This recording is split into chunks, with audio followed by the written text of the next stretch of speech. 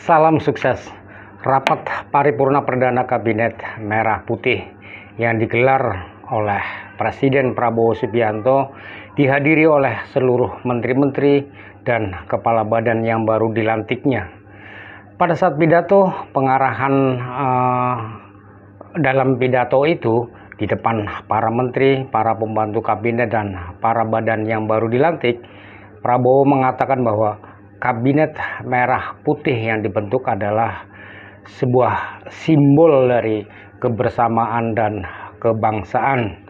Dalam rapat ini ada yang menarik buat saya, yaitu soal keseriusan dan ketegasan Presiden Prabowo di hadapan para peserta Kabinet Merah Putih, di mana Prabowo dengan tegas dan keras mengatakan bahwa Prabowo bukan bermaksud untuk mencampuri pekerjaan di dalam kementerian-kementerian pada saat pembentukan badan-badan, tetapi Prabowo hanya ingin membantu di mana di situ ada bottleneck, di mana di situ ada kesulitan, itu supaya bisa diatasi bersama.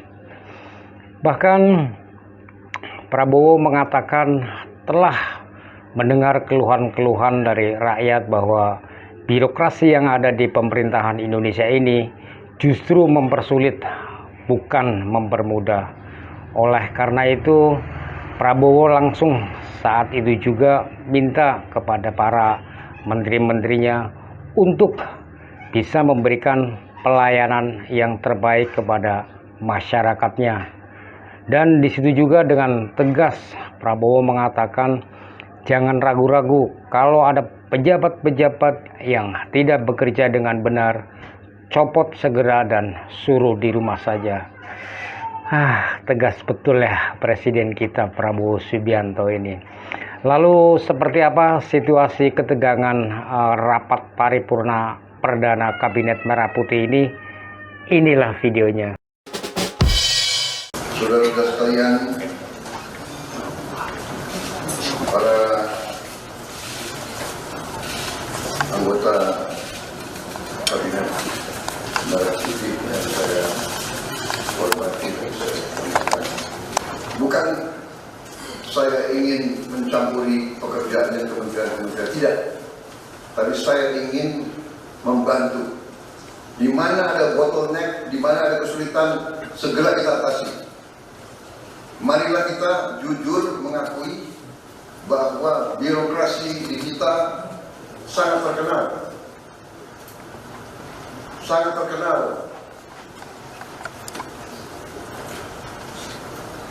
ribetnya, sangat terkenal, lambatnya, bahkan ada pembicaraan oleh rakyat kita bahwa birokrasi pemerintah kita sering mempersulit, bukan mempermudah keperluan rakyat. Bahkan ada yang mengatakan kalau bisa dibikin sulit, kenapa dibikin mudah? Ini saya minta menteri-menteri sekarang, mari kita lebih berani, mari kita lebih tidak ragu-ragu untuk memberi pelayanan yang terbaik kepada rakyat kita. Jangan ragu-ragu kalau saudara tidak puas dengan pejabat-pejabat di bawah Anda, laporkan, segera kita ganti. Begitu banyak orang yang mau mengabdi. Tidak ada orang di sini yang kebal, yang tidak patuh, tidak bekerja keras untuk bangsa dan negara dan rakyat. Saudara saya beri wewenang, copot segera, suruh tinggal di rumah aja, daripada bikin susah kita. Saudara sekalian, dalam hal ini semua ada beberapa penekanan dari saya.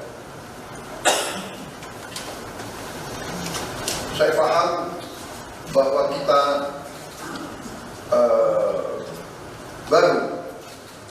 baru dilantik, saya saja baru 3 hari, saudara-saudara baru 2 hari dilantik. Dan saudara-saudara,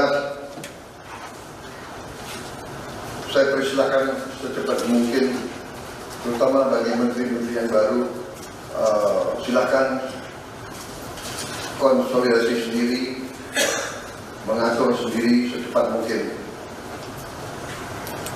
administrasi saudara dan tim saudara di kementerian dan badan masing-masing. Penyusunan tim sangat penting. Tim yang baik, tim yang bisa kerjasama akan memudahkan kita mencapai target-target yang kita tentukan.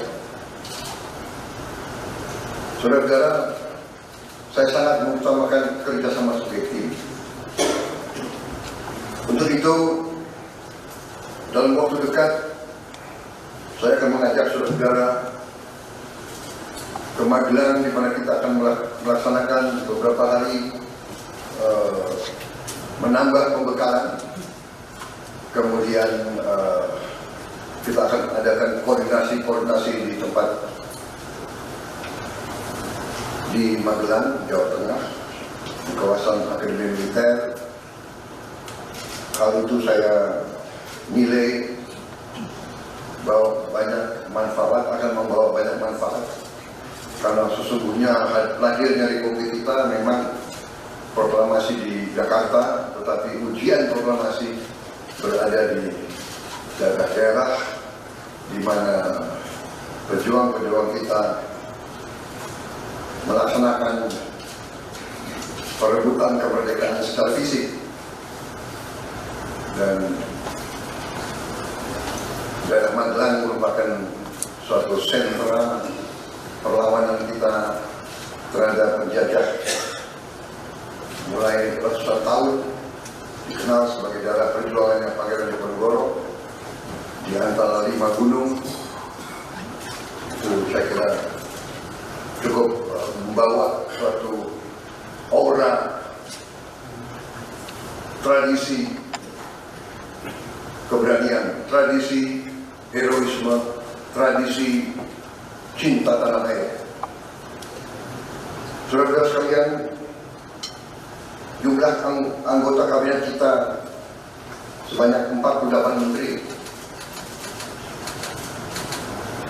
Juga ada badan-badan yang sangat strategis.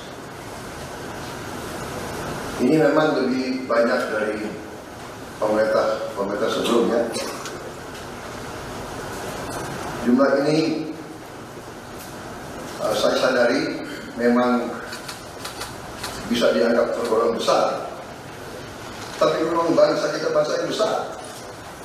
Kita tidak dapat pungkiri bahwa kita negara keempat terbesar di dunia dari jumlah penduduk. Dari luas wilayah, kita luasnya sama dengan Eropa Barat,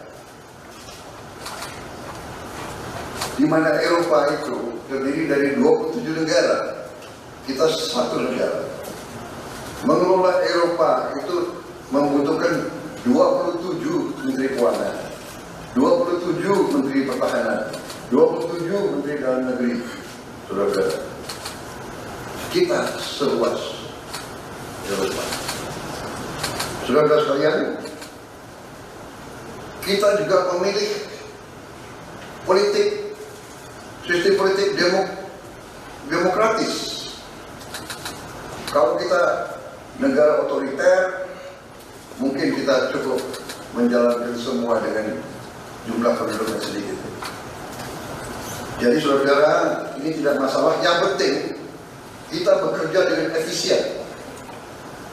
Yang penting kita tidak bekerja dengan seenaknya.